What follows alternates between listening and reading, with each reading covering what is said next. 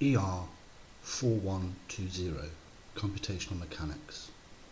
This is the second of our foundation lectures dedicated to numerical differentiation and optimization, the first being dedicated to the solution of equations. I'm Dr. J. Whitty, Module Lead. So just to recap on the mathematical process of differentiation, which is designed to find the rates of change of functions, most notably velocity and accelerations from displacements. So here we have a displacement function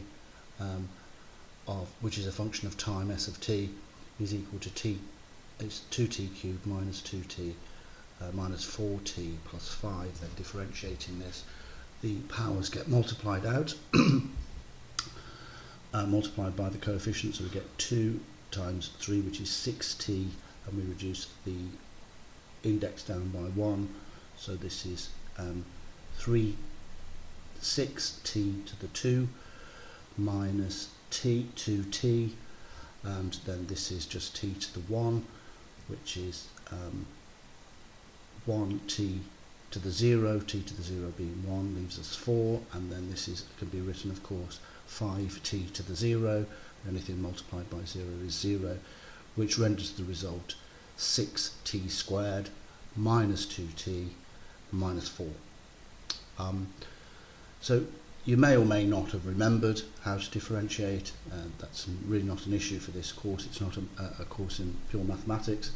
It's a computational mechanics course, and hence there are tools, mathematical tools, both that sit in Python, in the Python language, called SymPy, and also the Maxima CAS computer algebraic system can be used to perform any differentiation of the vast majority of functions that you require throughout the module. For SymPy it's a little bit more complicated. You need to load in the particular SymPy modules into Python. So from SymPy import symbols, then import the differentiation, and then import the initiation printing function, and use Unicodes in which to perform the printing. So printing is in a mathematical format. So to initialize the symbols, we have t, x and y, symbols t, x, y, and then we initiate printing to use underscore Unicode equals true. So that's to switch the Unicode on. To switch that off later on, it's just obviously false. Then we set up the function s is equal to t times t star 3 to raise it to the power of 3 minus t squared minus 4t plus 5, and to differentiate we simply use the imported function now diff, and we say the velocity is equal to diff of s comma t, so this is to differentiate the function, and we would get the required result. To differentiate twice, we simply pass this differentiation through to the differentiation function again, in which to find the second differential.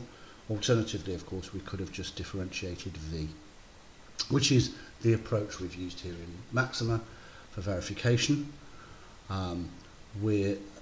If we then wish to find the velocity and acceleration perhaps at when t is equal to 3, we could use the v subs command.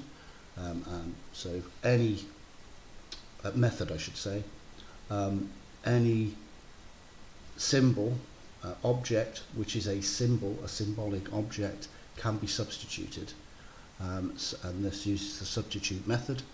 And in Python, to invoke a method, just as any other object-oriented language, we say the name of the variable or the object dot subs t3, and this will substitute into this object the value of 3 for t, and we'd obtain 44. and obviously putting 3 into the acceleration term here, we would have 3 12s minus 2, which is 36 minus 2, which is of course 34.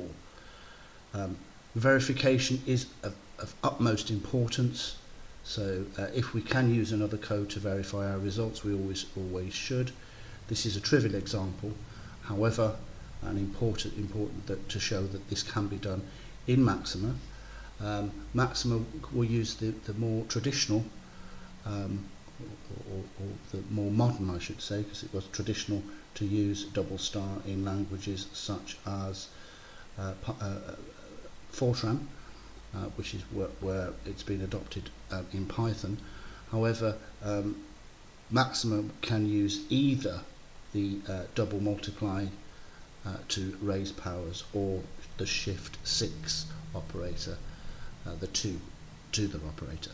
So we just simply again write the function s in the correct format, and then we just issue ds by dt to find and store this in the variable v, or we name this more correctly, that we name this expression v, and we name the second expression a. So we call these, this is the equation for s, this is the expression for v, and this is the expression for a, and we see we get the same results. And then we can use the substitute mechanism, or the substitute function within Maxima, to obtain the same results as we did before. So SymPy is a great tool, as is Maxima, to compute derivatives symbolically. For example, there are 4 problems here which require different methods of differentiation. The first requiring that A would require application of the chain rule. The second, B, would require application of the chain rule and the product rule. The third, application of the chain rule, then the product rule, then the quotient rule. And finally, the D would require a change of base, then application of the chain rule. An alternative method for C, and probably a better method, would be, and for B that matter, would be logarithmic differentiation. That said, for both Maxima and SymPy, these are done basically by 1 command or 2 commands. So, first, the idea is you set up the problem. So A is equal to cosh to the power of 2 with the operator double multiplying, and then we use the diff A with respect to x to obtain the result. This is after we've set up initiated the printing to use the to use Unicode equals true in the initialization for the printing, and then we import from SymPy the symbolic versions of cosine, sine, cosh, exponential, log, and diff. It's then a simple matter of creating an object, and in Python an object is given the equal signal. So we have a cosh raised to the power of 2, and then we differentiate a with respect to x. Likewise, we simply write in b, we write in c and d, and we obtain the results directly.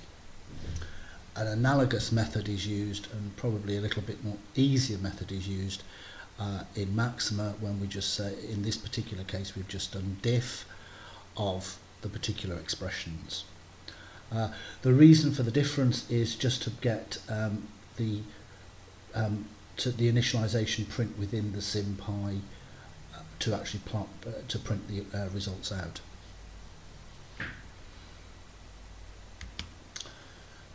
A reminder of the extreme value, which is the fundamental theorem for optimization, which is the real crux of this particular foundation lecture.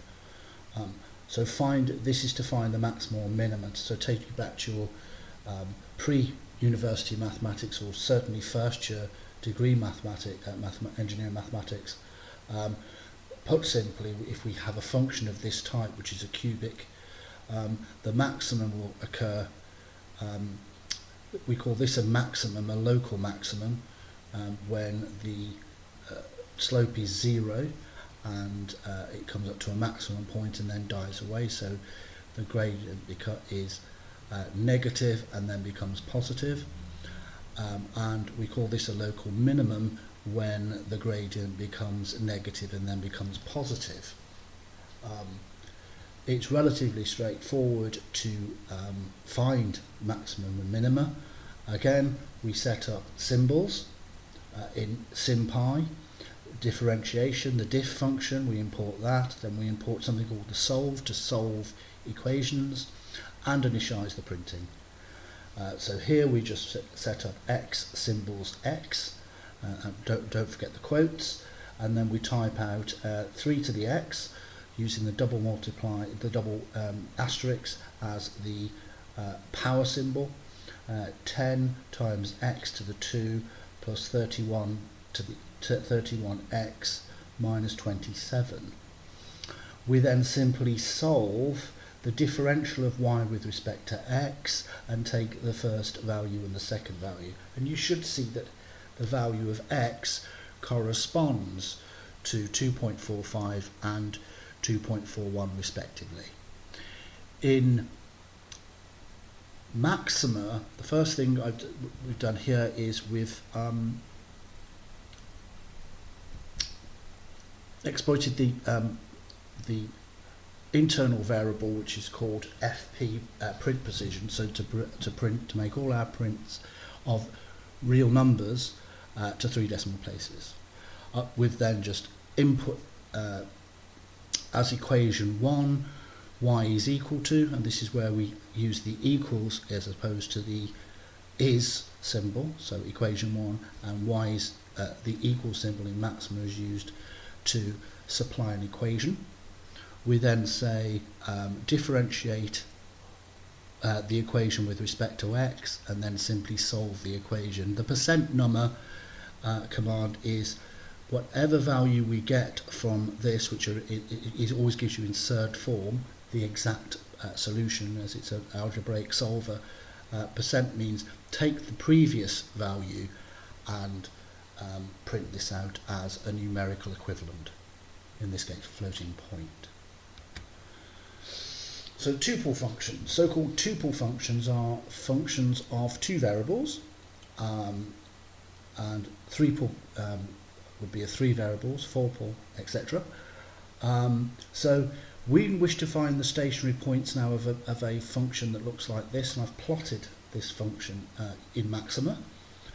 So you can use that using the plot3d command and get some help. We'll be using the plot3d command in some earnest in later lectures. So here we have function of x of y equals 2x squared plus yx minus xy minus 7y, and the solutions to the problem using the idea here is that we would find the gradient and set that equal to 0, or we would differentiate first with respect to x partially and then with respect to y partially, get 2 simultaneous equations and then solve these to find the minimum point. In SymPy, we're simply going to import from SymPy symbols, differentiation, solve, and the initialization of the printing, so we can use the Unicode and set the Unicode to true. And then thereafter, once we've done that, we would do x and y equals symbol x comma y, and don't forget the single quotes in symbols to show that it's a symbolic operator.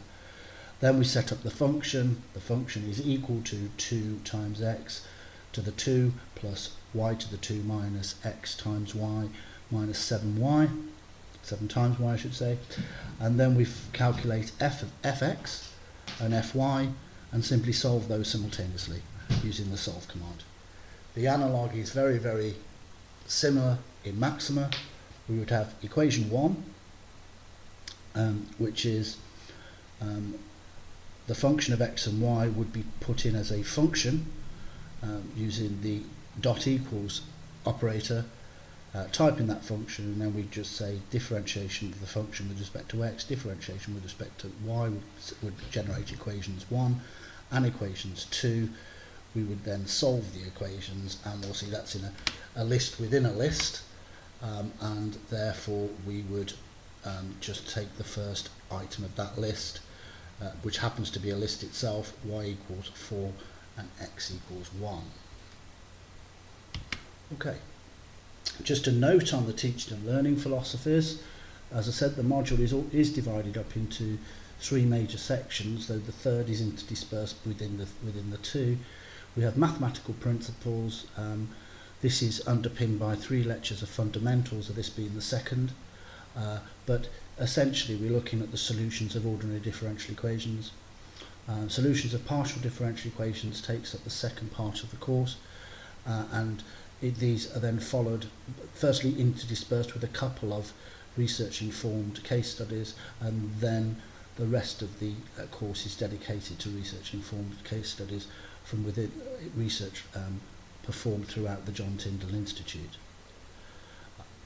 So there are 2 online lectures a week, a 2-hour seminar, and then some modelling tutorial time after the seminar, and I've put that into one 3-hour slot which has been sent out to you by email.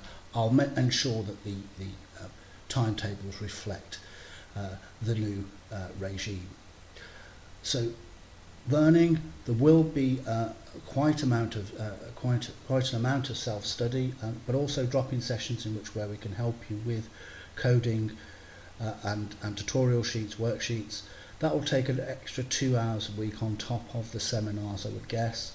Assessment preparation, basically 2 hours a week over the time of the assessment for learning. So it is important that candidates understand that it is an assessment for learning, not of learning, so you will learn to do some of the things that you need for the assignment as you go through, and then I'll point out to you what parts of the assignment are then appropriate.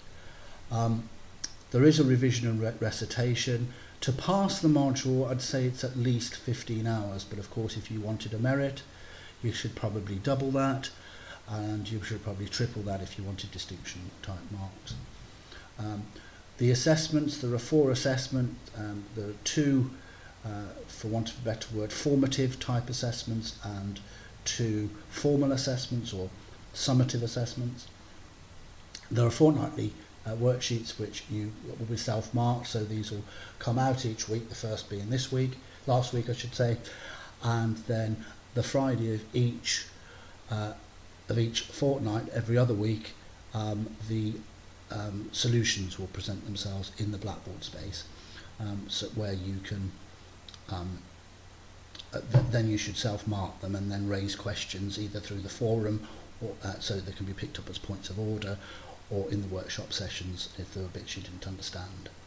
There will be a midterm halfway through within the end of the first university examination week in January. I think it's the 15th of January.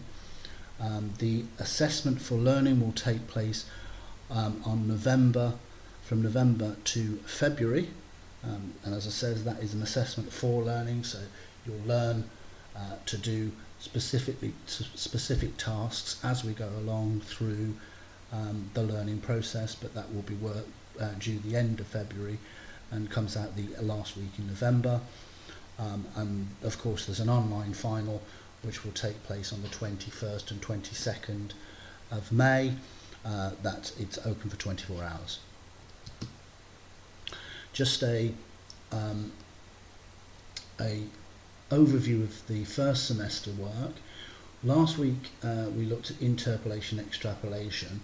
We will be moving forward this week to look at differentiation, and in particular concentrating on optimization.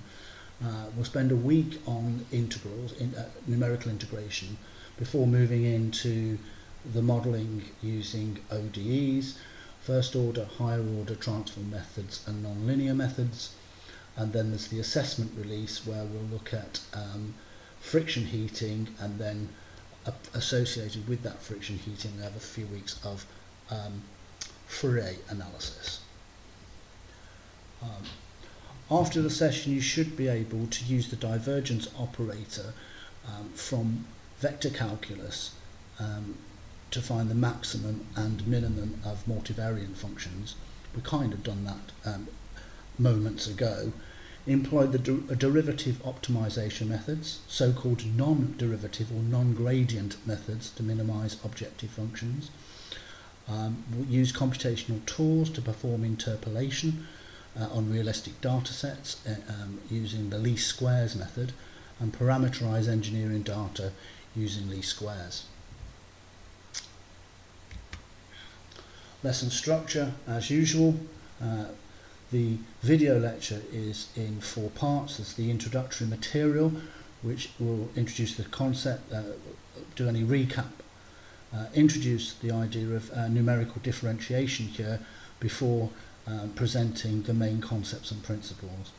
The computational examples include optimization methodologies and least squares this week, and then finally we'll wrap it up with some summary and feedback, giving you the formative homework tasks, which we'll then cover in the workshops, and you can complete those in your own time. Don't forget the learning survey at the end of the week, so probably next Wednesday, or just before this session, or Tuesday or Wednesday next week, once you've been able to exploit and the rest of the online materials.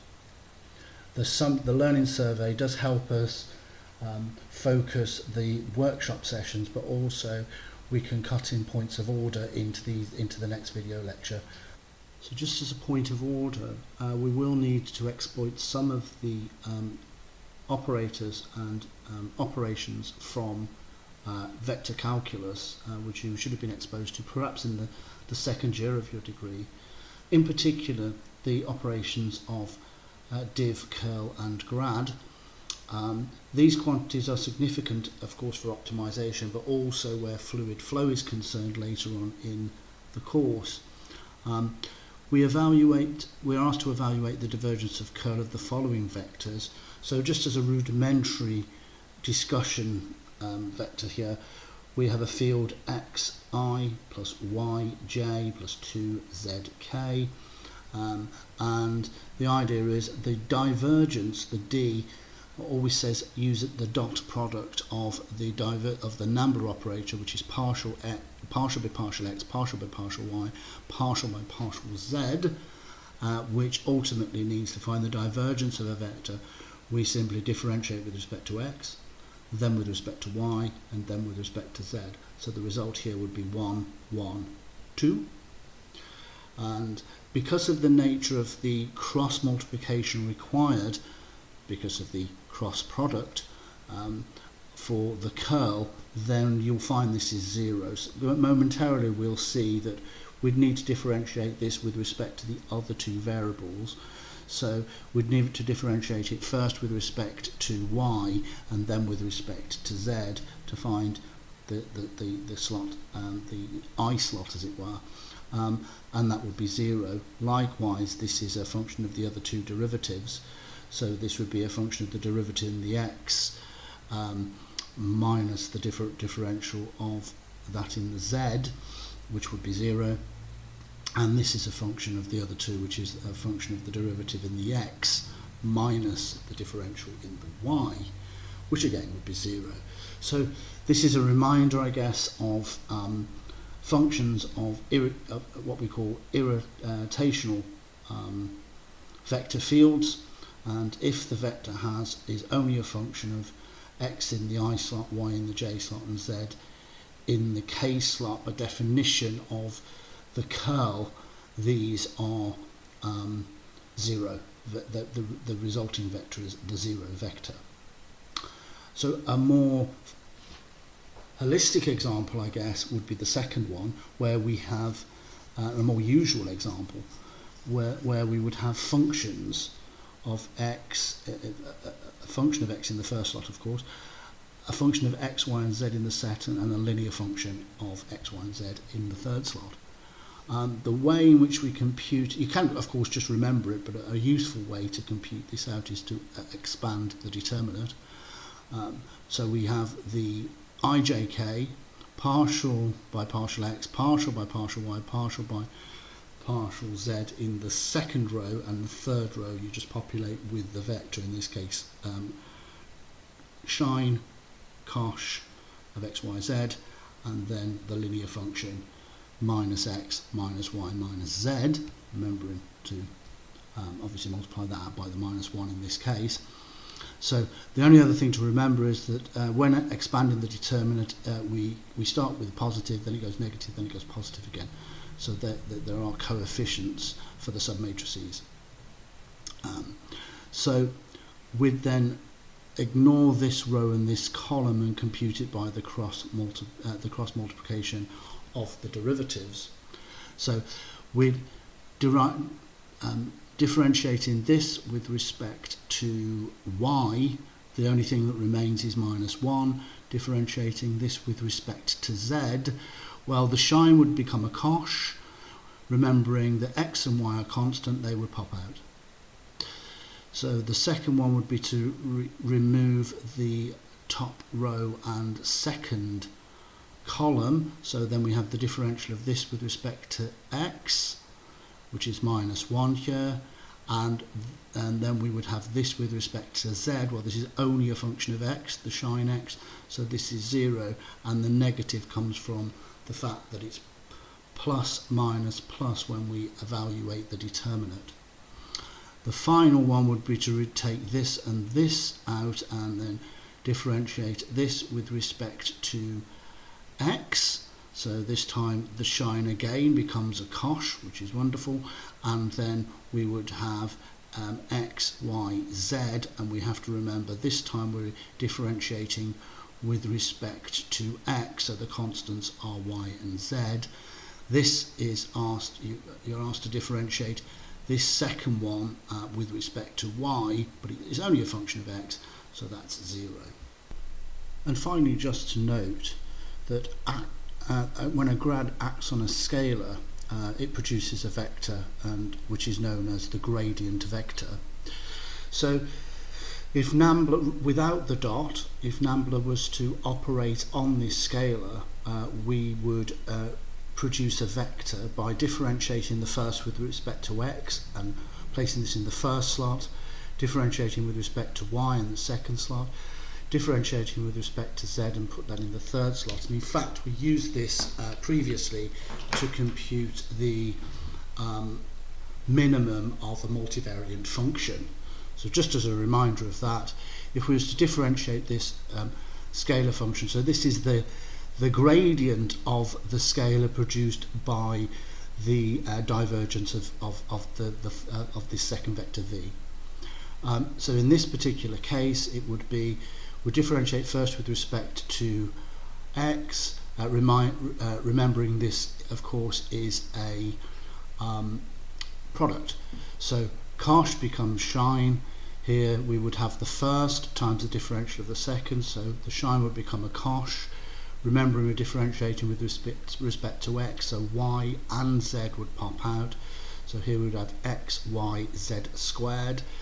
The second is simply the shine function, and differentiating this with respect to x, with z being a constant, would have a gradient, of course, of z.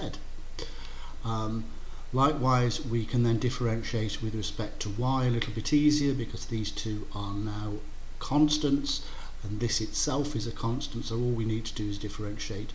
Shine becomes a cosh, and the constants here are z and x, so they would come out and give us x squared and z squared. Likewise, if we do it with respect to z, we will find the first is xz, the differential of the second is this time cosh, times now we're xy, so that's why the xy has come out to give us an x squared yz, and then differentiating with respect to z, what would remain would x, and of course the first function there was simply the original shine function.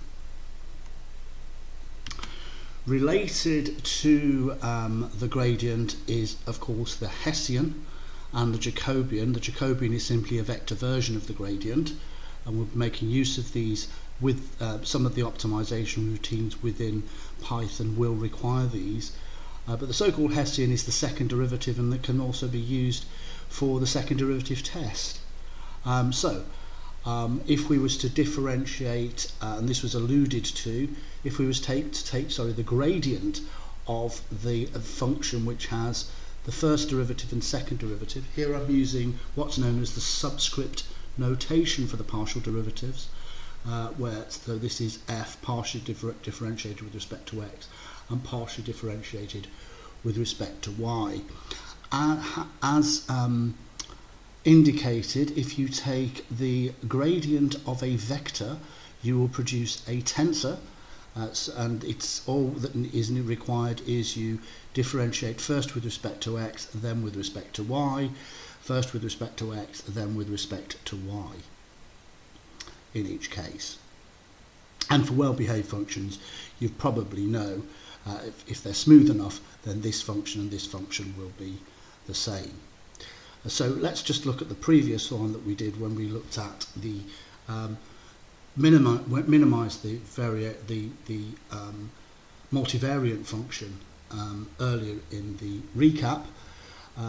We had to reduce this function to the zero vector by solving these two simultaneous, if you remember. We now take the differential with respect to x to find 4, and with respect to y to find -1. We then differentiate the function with respect to x to find -1, and then with respect to y to find the value of 2. These are the same, which kind of gives us, we knew it was a nice smooth function because we plotted it, so we would expect those also to be the same. If you took the determinant of this, we then want to see whether the value is greater or equal greater than or less than 0, and if the value is greater than 0, we know that we have a concaving, so we would be at a minimum. The Jacobian is, as I said, simply a vector version of the gradient. So here we would let J is defined as f times the transpose of Nambla. So here we would have G times its transpose. So there we would have G of x, G of y, H of x, H and of y, with little h not being, don't get that mixed up with big H, which is the Hertzian. And as previously, we can do this for a simple function, and the simple function would be to take the gradient, as we've done here, and then take the gradient of the gradient to get the required Jacobian, which was the same as the last result, and therefore the Hertzian. And the Hertzian is, of course, the determinant of the Hertzian tells us whether it's maximum or minima. In this case, the determinant of the Hertzian is greater than 0, and therefore we were, as we thought of when we look at the plot, at a minimum. So before we can push on and introduce the principle of optimization more generally for data sets, this needs to be underpinned by numerical differentiation, which is concerned with approximating the values of derivatives of sets of data rather than analytic functions.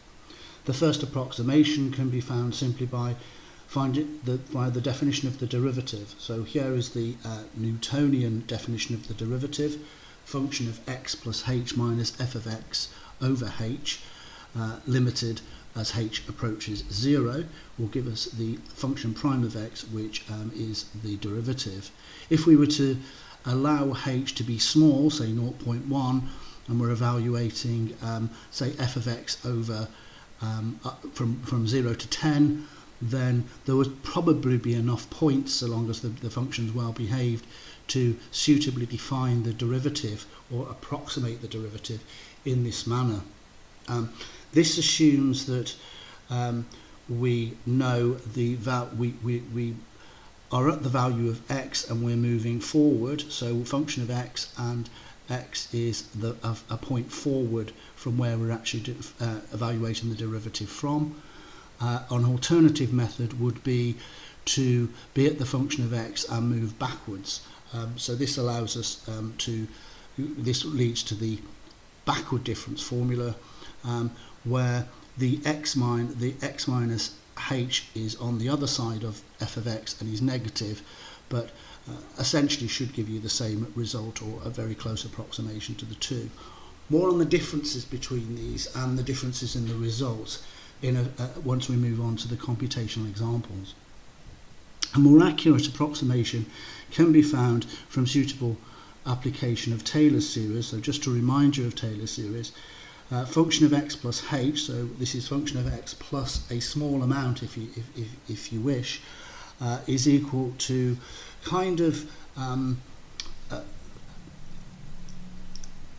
polynomial orders of the derivatives. So for instance, the 0th order derivative is actually function of x by 0 over 0 factorial h to the 0. So it's a linear function.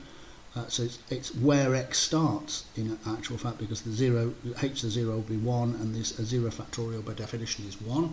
So it's f of x, f prime of x over 1 factorial h to the 1, f double prime of x over 2 factorial h squared, and so on. I've gone up to the third term, included the third term, and then I've said here o open brackets h to the 4. This isn't a function as such in the normal sense. It's just what we call the order of h to the 4. Central differences. Central differences can be obtained from taking the average of the things above, but to be a little bit more rigorous and to introduce higher order derivatives later on, it's a matter of just expanding these two in terms of the Taylor series. So I put in h, this is just the Taylor series, and then rather than f of x plus h, f of x minus h, and if you do that, we'll see this becomes a negative. This was h squared, so it remains unchanged. This is h cubed, so we get h cubed minus h cubed over 3 factorial plus the 4th order terms. Subtract one from the other, you'll see that some of this term, the f of x, cancels out, and thankfully the order 4s cancel out, and we're left with 2hf of plus these extra terms of h cubed. I'm now going to divide both sides by 2h, and we find that we've got f prime of x plus these extra terms, which actually are of order h squared, which leads us to the final result of we could be in the middle of 2 points and look back and forward. So this is looking forward and back, and divide by 2h. So again, it comes down to the rise over the run, but instead, in this case, we're using 2 points. We're in the middle of 2 particular points. Higher order terms can also be developed, including if more points are included. So I've just gone up here on this particular slide. Won't be dwelling on it too much, because I think this is about the highest order you need to go, which is 4th order. I think the vast majority of computational routines would go no further than this, and certainly we will not be doing this in this particular module, but it's relatively straightforward. Rather than doing f of x plus h and f of x minus h, this time we're going to include the extra term f of 2 plus h. And in this case, we find that we're able to take one away from the other again. We get some cancellations. We get a h to the 5 crop up here. And then we're able to say, well, actually we know this 3rd order term from what we computed previously in the central difference in. So we're able to add that term in.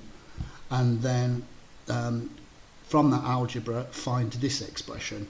So we have a 1 minus 8 plus 8 minus 1 over 12h this time. So comfortingly, we get this these extra terms with the plus and minus 8s in, and then a 12h on the bottom. So it's worth noting that the forward, backward and central differences can all be expressed, and of course the fourth order one could also be expressed as a matrix. The matrix representations for each of these are shown, for the forward, backward and central differences are shown here. So I'm using the notation as n plus 1 to represent the value of x, where I'm trying to evaluate the value of the derivative in this case as a known quantity, and then x plus 1 would be the next value in the particular list of data values. So we'd have a list of values y0, 1, 2, 3, 4, 5, 6, and we can see that in this notation we would have that this would be the value, say, of function of x is the same as saying y at n in a discrete manner, whilst y of x plus h would be the next value. So I've denoted that as n plus 1. And then we've noted here that this one's negative and this one's positive. And so in matrix form, the negative value would be the value which I am at, whilst the positive value would be the next value in the array of y values. So we would get minus, plus.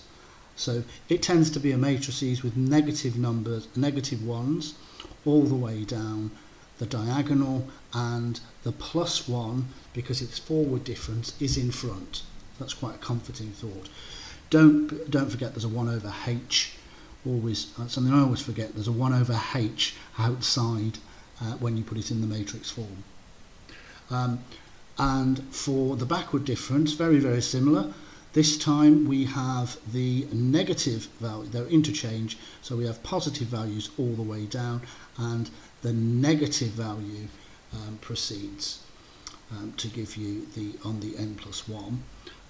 And because it's the average of the two, then you'll see that the central difference, you would just have a minus 1 here and a plus 1 here. That's because obviously the forward difference gets moved 1 across. So this would appear to be a good place to introduce the notion of a function in Python, which is analogous to that anybody that's used either Scilab or MATLAB in the past, so that we can try and get a handle on what the differences are between these forward, backward and central differences.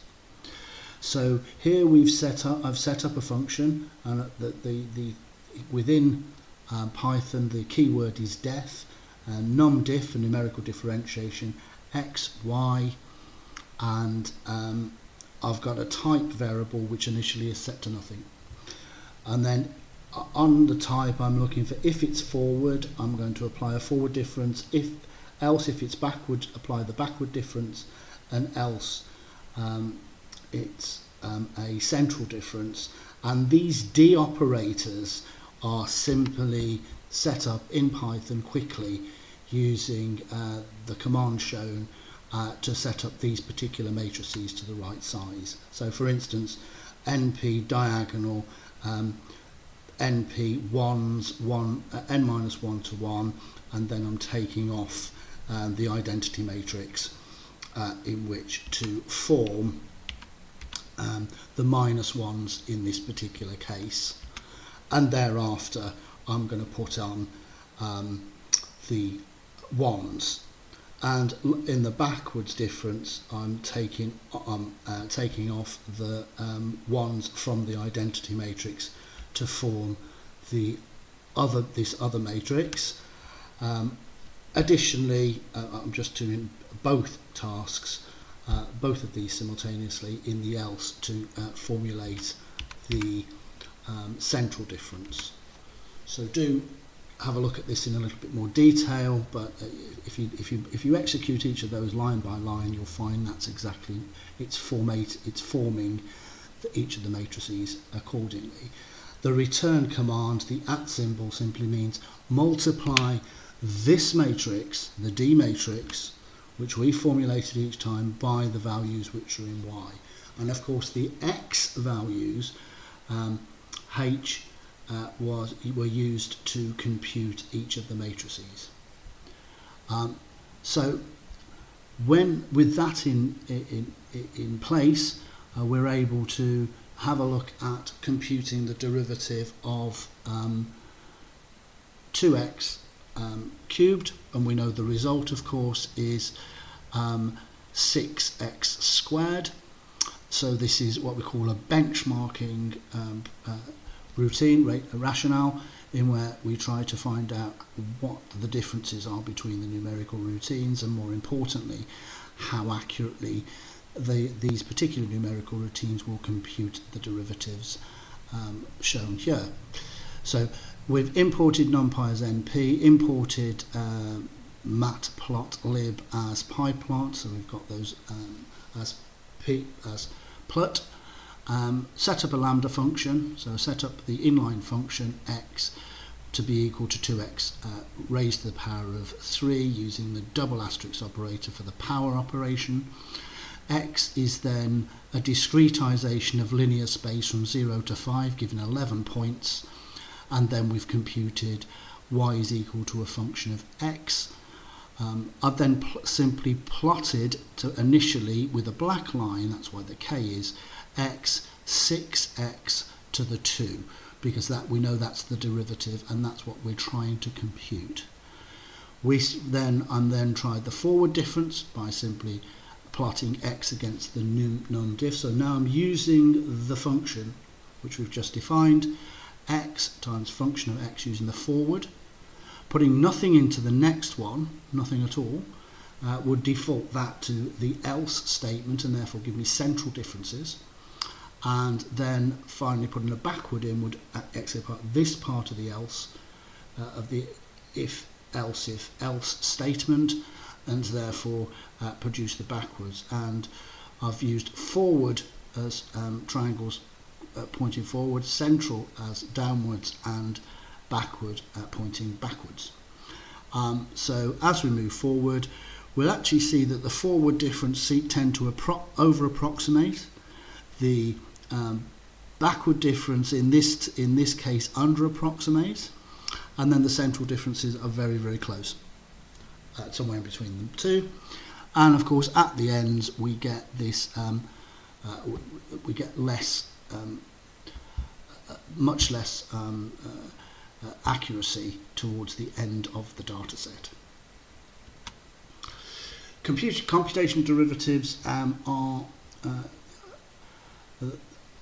rather, so those particular computational derivatives are rather inaccurate, so there are, which can obviously be seen by the final point. There are computational derivatives evident in MATLAB, though not with the open source equivalents. You have to get there yourself. So MATLAB's quite a nice one to have a look at. X lin space from 0 to 19, I think, using 21 points. The function fi of the gradient, I've asked just to I've given it the function, and then I've told it to use x2 minus x1 as the diff, and then plot that, and you'll find you get quite a nice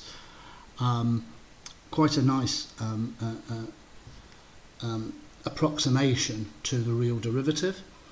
It can also be done in some of the open source, so Scilab is available, but you would have to use the num derivative, and then after that actually computes the Jacobian, which we spoke about which can be useful for optimization, so I've included it here. But then you'd have to take the diagonal of the Jacobian, and that's just because of the nature of the Jacobian and how it's computed. More on that as we move into the optimization part of this video lecture. And the Mighty Python, we're to find the derivative of this, and fantastically we have something called Skippy MISC. Affectionately, as I said, SciPy is known as Skippy, after the kangaroo, I guess. And then we have import derivative XP, so very similar to MATLAB. I've got NP 0 to 5 up to using 11 slices. I've put in the lambda now, and the lambda is a function of x, which is the thing I want to take the derivative of. And in this, I've just executed both functions at the same time. I've differentiated to get 6 times x squared, and I'm comparing that with the derivative, this function already available in Python SciPy, function of x. I've only got to give it the y and x values, and it actually performs remarkably well, giving us very, very close approximations, with the green dots very close, of course, to the derivative line as shown in the graph. Differentiation can also be, and sometimes it is appropriate to do this, by using the interpolation methods which you were exposed to in last week's video lecture. This is in the part of the Python interpolation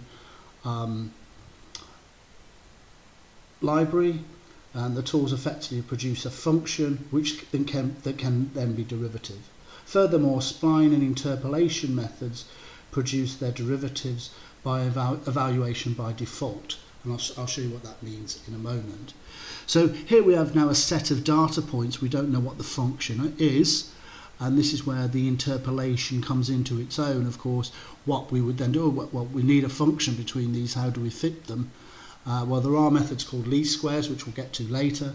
But for the moment, what we would probably do is use either linear interpolation, quadratic interpolation, or cubic interpolation, and ensure that we can extrapolate from those. So here we've inputted these data verbatim using a NumPy array, and then we've set up a linear function. And the linear function, we use the interp1d on the 0th and first rows of the data, and that's produced as a linear interpolation. And we've said we need to be able to extrapolate that, because the derivative may need value to approximate values outside the area on that function. So you have to be careful, because obviously we might want to use a first order, a backward difference or a forward difference at the extreme points. So then we've plot x times the derivative of f and x, and I've put order equal to 5 to say that's a fifth order.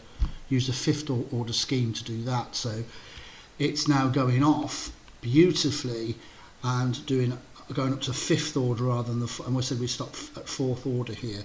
So there's an example of the power in which Python can toddle off now and use higher order schemes for us. I've done it for the linear, I've done it for the quadratic, and I've done it for the cubic. And for each time we get very, very similar values up to about 1.5. Quite similar values between 1.5 and 2.5, and then a divergence of value when we look at the linear interpolation, but the quadratic and cubic are remarkably similar, and very similar, I would say, to the black analytic line. So differentiation by interpolation is quite a powerful tool if you can't get your hands on what the underlying analytic functions are, which tends to be the case for the vast majority of problems that you encounter in computational mechanics. Splines can also be used, but of course these are always susceptible to so-called polynomial wibble, or runge, or more correctly, Runge's phenomenon. In most codes, that produces the implementation of very powerful spline interpolation can also evaluate its derivatives. So instead of just evaluating the derivative using the derivative method, it will actually do these by ipso facto. It will do them as part of the function. So here we have again the same set of data to a certain extent. I've not put the data on here just to show the differences that we do get within using the spline interpolations. So it's the same data, but this time we've got a linear spline a spline set up from the spline representation with s equal to 0, and just remind yourself of what that s equal to 0 means by looking at the help file in NumPy. Linear function, of course, I've set up, and again the cubic and the quadratic, just as we did in the previous example. Just remind you of that. This time x, I've set up an x variable which will go from the minimum value of the x in the data to the maximum. I've used 101, and when I've plotted the spline value, I have simply put d equals 1. So what that will actually do is go off and differentiate the spline, the respective spline, one time. And you can increase that 2, 3, I think it goes up to about 5 times. And again, I've used the cubic spline, the quadratic and the linear function, and differentiated those up to a 5th order accuracy. And then, of course, I put a grid on and a legend accordingly. When you plot things in Python, it is able to put a label each time, and then the legend will use those labels to produce the legend. And 2 just means instead of putting it here, it'll put it over here. And I've used the matplotlib library in which to produce the plot, of course.